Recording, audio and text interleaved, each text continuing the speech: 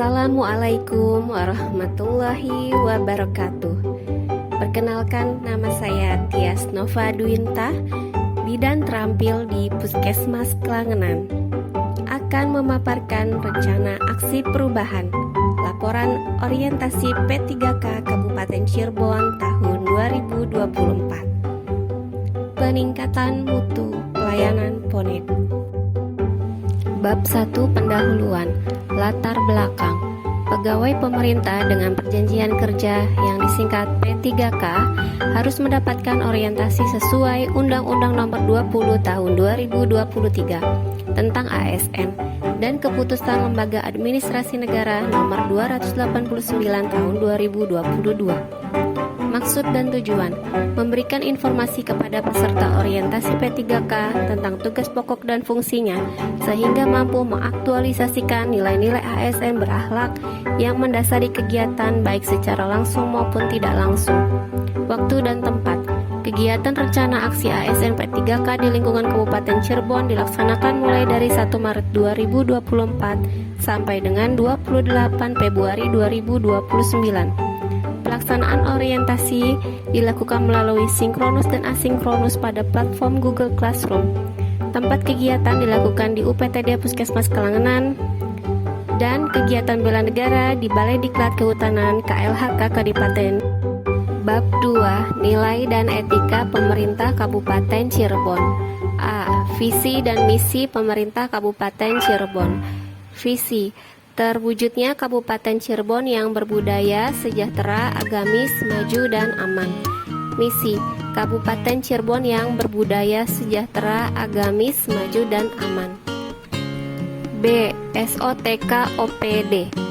Berikut ini bagan struktur organisasi Dinas Kesehatan Kabupaten Cirebon. C. Manajemen Kepegawaian dan Penilaian Kinerja P3K.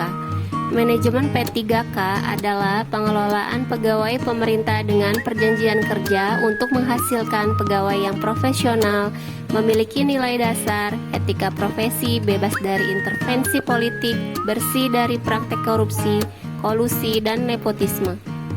Penilaian kinerja. Pasal 35 Peraturan Pemerintah Nomor 49 Tahun 2018.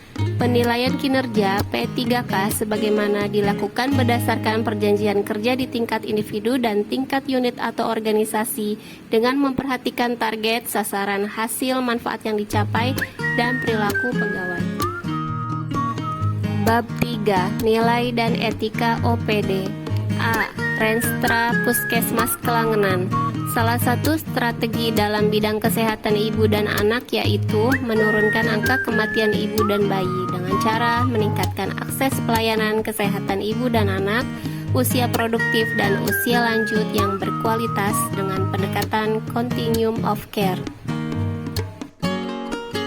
Visi dan misi Puskesmas Klangenan. Visi: terwujudnya Kabupaten Cirebon yang berbudaya, sejahtera, maju, dan aman. Misi: meningkatkan kualitas hidup masyarakat melalui pemenuhan kebutuhan dasar masyarakat, peningkatan kualitas pendidikan dan pelatihan, kesehatan, serta ekonomi. B. Struktur organisasi dan tata kerja Puskesmas Klangenan. C. Tugas pokok dan fungsi bidan P3K. 1. Melakukan pengkajian pada ibu hamil, ibu bersalin, ibu nifas, bayi baru lahir fisiologis. 2. Melakukan kunjungan nifas dan neonatal. 3. Memberikan pelayanan imunisasi pada bayi, balita, dan ibu hamil. 4. Memfasilitasi informed choice dan informed consent. 5. Melakukan pencegahan infeksi.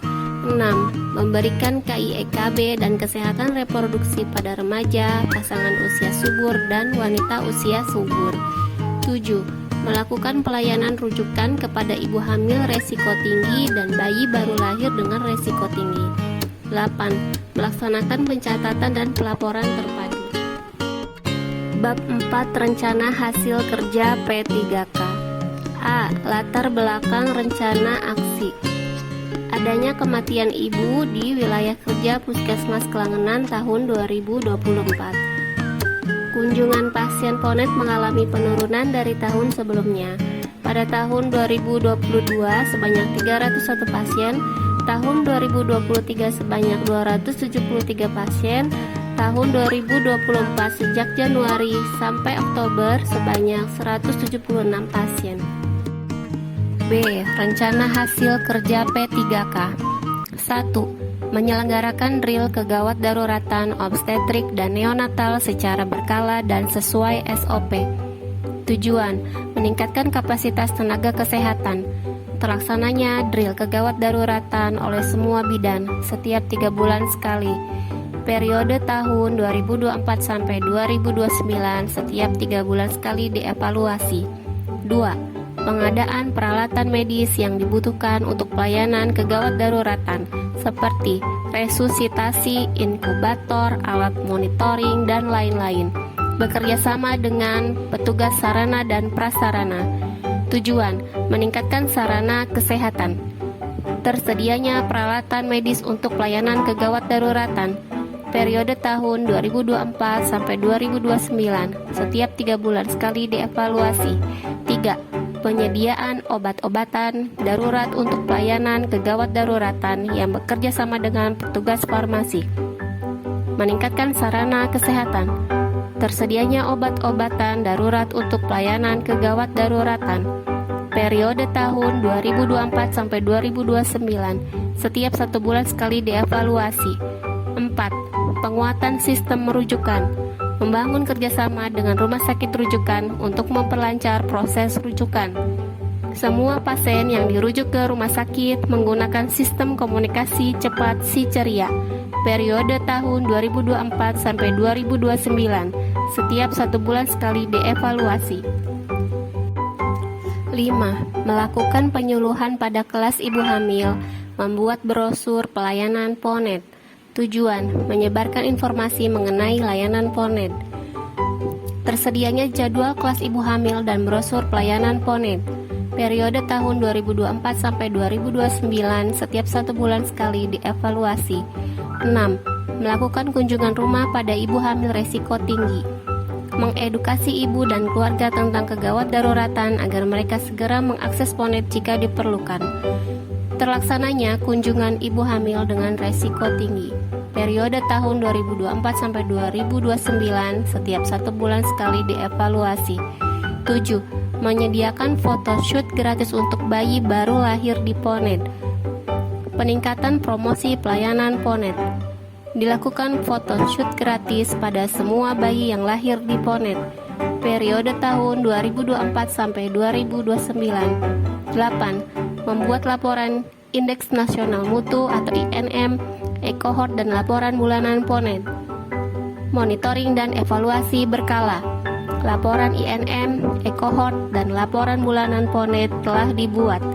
Periode tahun 2024 sampai 2029. Setiap 1 bulan sekali dievaluasi.